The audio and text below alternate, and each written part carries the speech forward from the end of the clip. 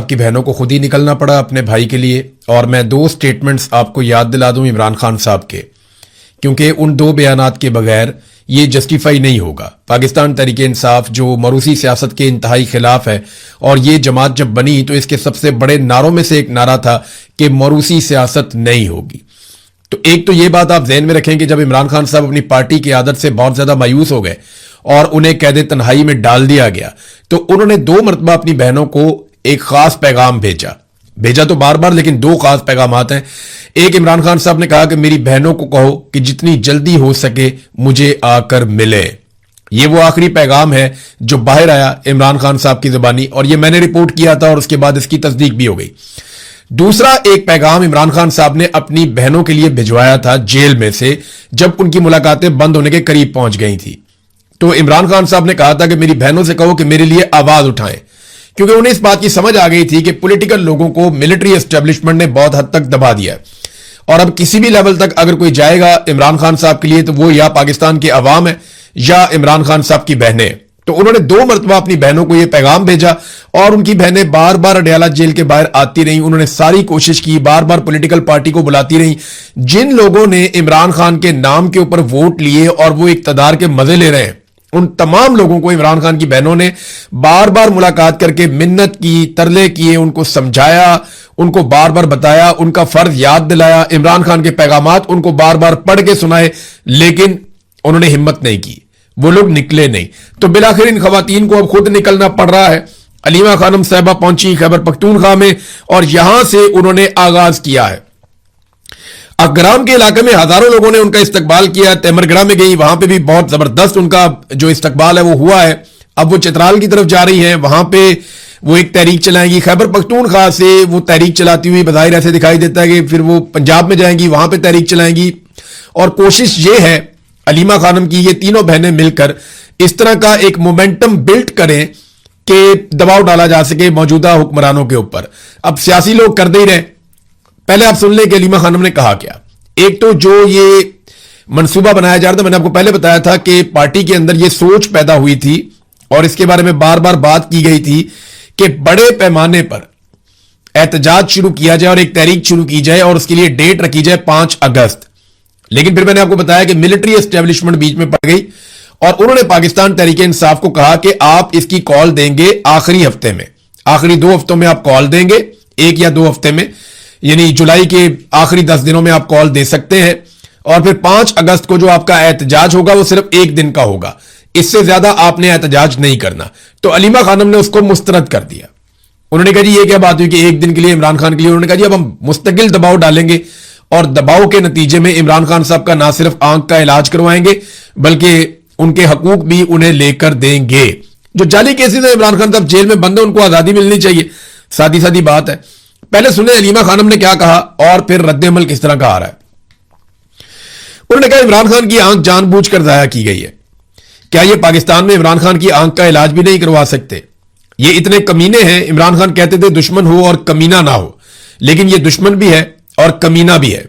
उन्होंने जानबूझकर कैद तन्हाई में रखा हुआ है। फैमिली की अव्वलीन तरजीह इमरान खान का इलाज है। इमरान खान ने कहा हुआ है कि जिद्दोजहद इबादत है, इस जुल्म के खिलाफ खड़े होना है। इमरान खान को 8 महीनों से कैद तन्हाई में रखा हुआ है। इमरान खान कैद तन्हाई में है क्योंकि ये इमरान खान से खौफ खाते हैं। इमरान खान से ये खौफ इसलिए खाते हैं क्योंकि इमरान खान अवाम की आवाज है। वक्त आ गया है कि अब जब हम निकलेंगे तो वापस घरों को नहीं आएंगे। अडयाला में जा जाकर पंजाब के लोगों का खौफ भी खत्म हो गया है। खैबर पख्तूनख्वा पहले जिम्मेदारी लेगा और फिर पंजाब भी उसके साथ निकलेगा। इमरान खान ने कभी नहीं कहा कि मेरे लिए भीख मांगो। इमरान खान ने हमेशा यही कहा कि मैं जेल में मर जाऊंगा लेकिन यजीद के सामने सर नहीं झुकाऊंगा। इमरान खान के लिए दबाव बढ़ाना होगा। तहरीक का मकसद दबाव बढ़ाना है। जब हम सुनते हैं कि बातचीत हो रही है, ये लोग भीख मांग रहे हैं, किस चीज की भीख मांग रहे हैं, किस चीज की बातचीत कर रहे हो? 80% पाकिस्तानी इमरान खान के साथ खड़े हैं। पहले अपनी ताकत तो दिखाओ, फिर बातचीत करना। बातचीत ताकत की पोजीशन से करो। यह बात बिल्कुल ठीक है। देखिए, जब आपके साथ इतनी बड़ी पॉलिटिकल पार्टी है, इतनी बड़ी तादाद में आपके साथ पब्लिक है, तो आपकी पोजीशन हमेशा बेहतर होती है। एक बात मरियम नवाज ने कही थी, नवाज शरीफ भी ये बात कहते थे कि पहले मुजामत होगी तो फिर मफामत होगी। जब आप ताकत की पोजीशन में बैठते हैं बात करने के लिए, जैसे ईरान बातचीत करने के लिए बैठा तो टेबल पे उसने बहुत कुछ हासिल किया। कमजोरों के साथ तो कोई बातचीत भी नहीं करता, हासिल क्या करना है। इमरान खान ने 1 साल कबल कहा था कि खैबर पख्तूनख्वा में अपनी तंजीम को मजबूत करो। सुहेल अफरीदी को स्ट्रीट मूवमेंट का कहा था। वक्त आ गया है, तहरीक को आगे बढ़ाओ, तंजीम मजबूत करो, सब कारकुनान अपने एमएनएज एमपीएस पर दबाव बढ़ाएं। हुकूमत पाकिस्तान कोलैप्स कर चुकी है। यह वो बात है जो मैं कई दिनों से आपको बता रहा हूं कि ये मुकम्मल तौर पे कोलैप्स कर गए। आसिम मुनीर साहब के हाथ पांव फूले हुए हैं, उनका रजीम मुकम्मल तौर पे नाकाम हो चुका है। अब वो ये सोच रहे हैं कि मलबा डालना किस पर है। मलबा डालने के लिए उन्हें मिल कोई नहीं रहा, और पाकिस्तान तहरीक इंसाफ ने कोई बहुत बड़ा एहतजाज इस्लामाबाद की जानिब गुज़िश्ता 1.5-2 साल में किया भी नहीं है, तो ये मलबा भी किसी पे नहीं डाल सकते। तो इनके हाथ पांव फूले हुए, इनके हाथ में कोई चीज बाकी नहीं रह गई। अब वही बात अलीमा खानम कह रही है कि हुकूमत पाकिस्तान कोलैप्स कर चुकी है। आप पाकिस्तान में माशी, इंतजामी और अदालती हालात देख लें, अब आपको निकलना होगा। इससे पहले एमएनएज एमपीएस को जाकर कहे आप आगे बढ़े, हम कारकुनान आपके साथ हैं, आपको इमरान खान के लिए निकलना होगा। अब कारकुनान इन एमएनएज एमपीएस को चलाएंगे। एमएनएज एमपीएस को खौफ है हम निकलेंगे तो कोई हमारे साथ नहीं निकलेगा। अब कारकुनान उनको निकलने की यकीन दहानी करवाएंगे। एजेंसियां बातें फैला रही हैं कि ग्रुपिंग है, हम इसकी तरदीद करते हैं। कोई ग्रुपिंग नहीं है, आप सब लोगों ने निकलना है, आप लोग तैयारी करें। तो ये अब इमरान खान की बहनें जो हैं वो अलग अलग निकलेंगी, और वो अलग अलग जगह पे, तीनों बहनें हैं, वो 3 बहनें ज्यादा मुतहर्रिक हैं, वो निकलेंगे अलग अलग जगह पे, कारकुनों को मुतहर्रिक करेंगे पंजाब के अंदर, खैबर पख्तूनख्वा के अंदर, और वो एक फाइनल मूवमेंट की तरफ जाएंगे। स्ट्रीट मूवमेंट वो कहां गई? तो मैं आपको यह बता दूं कि इमरान खान ने जुनैद अकबर को कहा था कि आपने करनी है पार्टी की तंजीम साजी, और छोड़ दें आप बाकी सारी चीजें, और चेयरमैन पब्लिक अकाउंट्स कमेटी है वो सब आप छोड़ दें, आप पार्टी की तंजीम साजी करें। अब वहां क्या सूरत हाल है वो तो वही बता सकते हैं। दूसरी जानिब जो स्ट्रीट मूवमेंट है वो मैं आपको बता देता हूं, क्योंकि ग्राउंड पे हमारे बहुत सारे जर्नलिस्ट हैं, वो कहते हैं जी बिल्कुल नहीं हुई, जीरो।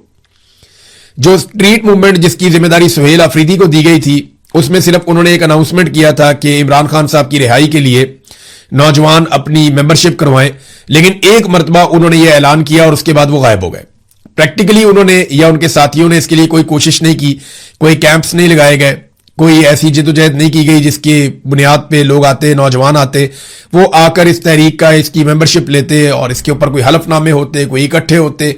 वो एक बहुत बड़ा प्रोजेक्ट हो सकता था जिसमें 10-20 लाख नौजवान इकट्ठे हो जाते, लेकिन उन्होंने इस पर तवज्जो नहीं दी। और उसकी जो सबसे बड़ी वजह है वो पाकिस्तान की मिलिट्री एस्टेब्लिशमेंट ने इसके रस्ते में रोड़े अटकाए थे, क्योंकि फौज, याद रखिएगा, स्टूडेंट से, जो फौजी की आदत है वो स्टूडेंट से और नौजवानों से वाकई बहुत डरती है। उन्हें लगता है कि जब नौजवान अपने हाथों में चीजें ले लेते हैं तो फिर आप ताकत के जरिए से चीजें कंट्रोल नहीं कर सकते। तो नाज़रीन, अब अलीमा खानम पे तनकीद, ये 2 जगह से तनकीद हो रही है। एक तो तनकीद इमरान खान साहब के जो मुखालिफिन हैं, चाहे वो सियासतदान हैं, चाहे वो मीडिया के अंदर लोग हैं, चाहे वो एस्टेब्लिशमेंट के टाउट्स हैं, वो लोग तो तनकीद करेंगे, समझ आती है। देखें, ये तो एक नुसरत भुट्टो ने भी जुल्फिकार दी भुट्टो के लिए आवाज उठाई थी। फिर एक दौर था जब नवाज शरीफ के लिए कलसूम नवाज ने भी आवाज उठाई थी। और अब मायूसी इतनी बढ़ गई है कि पाकिस्तान तहरीक इंसाफ की क़यादत निकलती नहीं है, और वो बहुत परेशान है क्योंकि सामने मिलिट्री एस्टेब्लिशमेंट है, पॉलिटिकल फोर्स नहीं है। तो अब जो रिस्क इमरान खान की फैमिली ले सकती है वो कोई और नहीं लेगा उनके लिए। ये बात सबको समझ आ रही है, और ये मुतालबा बार बार किया जा रहा था कि वो खुद आकर सामने से लीड करें। तो जो इमरान खान साहब के मुखालिफिन है, जो उनसे बुग़्ज़ रखते हैं, वो तो इस पर तनकीद करेंगे ही करेंगे। लेकिन दूसरा एक ग्रुप है जो इमरान खान साहब की अपनी पार्टी में, ये वो लोग हैं जो शर्मिंदा है, कुछ कर नहीं पाए। क्योंकि ये खुद कुछ कर नहीं पाए तो ये नहीं चाहते कि कोई और कुछ करे। और थोड़े से ऐसे भी हैं जो दोनों तरफ खेलते हैं, यानी मिलिट्री एस्टेब्लिशमेंट उन्हें कहती है कि आप ये एक स्टेटमेंट दे दें ताकि तनाज़ा पैदा हो जाए, तो वो एक स्टेटमेंट दे देते हैं और कोई ऐसी बात नहीं है। लेकिन क्या इससे तहरीक रुकेगी? देखें, अगर अलीमा खानम को गिरफ्तार ना किया तो जितना मेरा पॉलिटिकल एक्सपीरियंस है, मैं आपको एक चीज तो कंफर्म बता देता हूं, अगर अलीमा खानम को या इमरान खान की बहनों को गिरफ्तार ना किया गया मिलिट्री एस्टेब्लिशमेंट की जानिब से, तो यह तहरीक बहुत बड़ी हो जाएगी और आप आने वाले दिनों में बहुत बड़े बड़े जलसे और जुलूस और इज्तिमाअत आप देखेंगे। पाकिस्तान तहरीक इंसाफ अपनी पूरी ताकत लगा के अगर मुखालफत भी करना चाहती है ना, तो वो करके देख ले। ये गंडापुर, सुहेल अफरीदी, जुनैद अकबर साहब, अगर ये सारे मुखालिफ भी हो जाए, अव्वल तो नहीं है, लेकिन अगर ये सारे मुखालिफ भी हो जाए ना अलीमा खानम के और इमरान खान की बहनों के, इसके बावजूद वो इतने बड़े बड़े इज्तिमात कर देंगे कि ये सर पकड़ के बैठ जाएंगे सारे। ये मुझे आइडिया है, क्योंकि पब्लिक उनके साथ खड़ी होगी। वो इस वक्त इमरान खान का मौक़िफ़ भी खुलकर बयान कर रही है और वो इमरान खान के हक के अंदर सबसे अगली सफ के अंदर खड़ी हुई है। तो यही वजह है कि लोग उनके साथ खड़ेंगे। लोगों को सरोकार जो है वो इमरान खान से है, लोग बाकियों को नहीं जानते। तो कुछ लोग कह रहे थे जी यहां पे मरूसियत नहीं है, पाकिस्तान तहरीके इंसाफ में फैमिली पॉलिटिक्स की कोई जगह नहीं है। तो देखे, गंडापुरों के ऊपर तो कभी बात नहीं की गई, वो भी तीनों भाई पॉलिटिक्स के अंदर हैं। फिर इसी तरह जो है वो खटक के ऊपर कभी बात नहीं की गई, शाह महमूद कुरैशी के खानदान पे कभी बात नहीं की गई, चौधरी खानदान पे बात नहीं की गई। तो ये हलीमा खानम कोई इलेक्शन लड़ने नहीं आ रही, ना इसने सेनेटर बनना है, ना वजीर बनना है, ना कुछ और बनना है, ना इनके बच्चों ने पॉलिटिक्स करनी है। ये सिर्फ अपने भाई के लिए आ रहे हैं। और इमरान खान कभी इनको पॉलिटिक्स में आने भी नहीं देगा। जब इमरान खान वज़ीर आज़म पाकिस्तान था तब उसने इनमें से किसी को कुछ नहीं दिया। नवाज शरीफ ने तो पूरा टब्बर लगाया हुआ है ना, रिश्तेदार, रिश्तेदारों के रिश्तेदार, आगे से उनके रिश्तेदार, ये जनाब फलाना है, इसको भी अंदर करो, इसको भी लगाओ, इसको भी लगाओ। उन्होंने पूरा का पूरा खानदान टब्बर मियां नवाज शरीफ ने पॉलिटिक्स के अंदर झोंक दिया अपना, सबको लगाया हुआ है। उधर सरदारी है, वो भी यही करते हैं, दूर करीब के सारे रिश्तेदार पॉलिटिक्स कर रहे हैं। लेकिन इमरान खान ने ऐसा नहीं होने दिया। उन्होंने अपने रिश्तेदारों को, गो कि उन्होंने बहुत स्ट्रगल भी की कुछ लोगों ने, लेकिन उन्होंने नहीं। मैं जाती तौर पे समझता हूं कि हसन न्याजी की ये अब उसका हक बन गया है, यानी ये उसकी रिस्पॉन्सिबिलिटी भी बन गई है। जितनी उसने कुर्बानी दे दी है, जितनी उसने मार खा लिया हसन न्याजी ने, अब उसकी जिम्मेदारी है कि वो पॉलिटिक्स को ना छोड़े। अगर वो पॉलिटिक्स को छोड़ेगा तो वो बहुत बड़ी ज्यादती करेगा कि इतनी मार खाने के बावजूद, इतनी तकलीफें बर्दाश्त करने के बावजूद, पाकिस्तानियों के लिए इतनी आवाज उठाने के बावजूद, जब वो एक जगह पहुंच गया और वहां से अगर वो पीछे हटता है तो वो ज्यादती करेगा। अब मौरूसियत पीछे रह गई। उस आदमी ने जितनी मार खाई है, इतनी मार तो इन जितने लीडरान इस वक्त पाकिस्तान में मौजूद है, इतनी किसी ने भी नहीं खाई। वो फौज के पास कैद तन्हाई में रहा लंबे अरसे तक, उसको फौजी अदालत से सजा दिलवाई गई। तो अब इस खानदान में कम से कम ये एक आदमी तो ऐसा है जिसका मैं हमेशा हमायत करूंगा अगर वो कभी भी कहेगा कि मैं पॉलिटिक्स में आता हूं। और अगर वो कहेगा कि मैं पॉलिटिक्स में नहीं आता तो मैं उसकी मुखालफत भी करूंगा कि यार इस जैसे लोग अगर पॉलिटिक्स में नहीं आएंगे ना तो फिर पॉलिटिक्स को नुकसान होगा और पाकिस्तान की पॉलिटिक्स आगे नहीं बढ़ेगी।